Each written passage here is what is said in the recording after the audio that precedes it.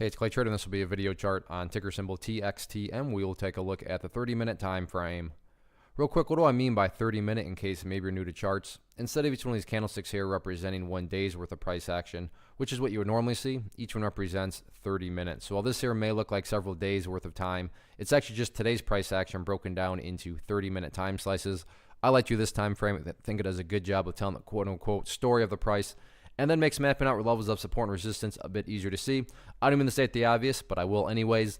Absolutely monster move today, not only from a price action perspective, but you look down here at the volume, and the biggest volume this chart has had for quite a while, so definitely quite a few eyeballs on it. So let's get some levels of support mapped out, then we can talk areas of resistance.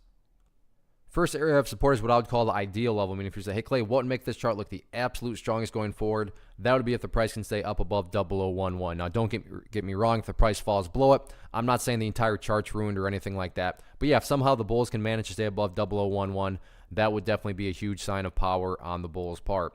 Next level of support right there at 0009. So kind of near-term levels, 0011, 0009. Taking a step back, looking at the big picture of things. So this, of course, assumes you have more of a broader time horizon. But that's where the purple line comes into play, which is the famous 50-period simple moving average.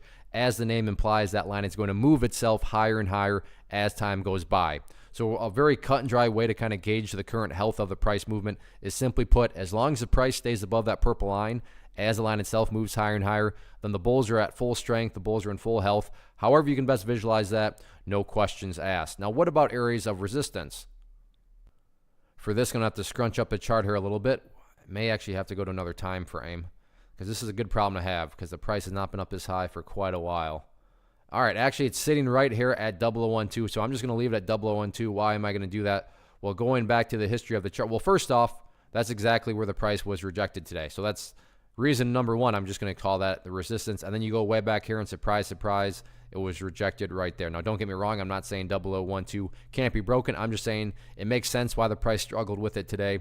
And apparently, according to the story of the chart, the bulls are going to have to bring their A game to not only fight through it, but also then be able to get some closes up above it. Anyway, slice it though, very nice move today. So we'll see if the bulls can build upon this momentum or not.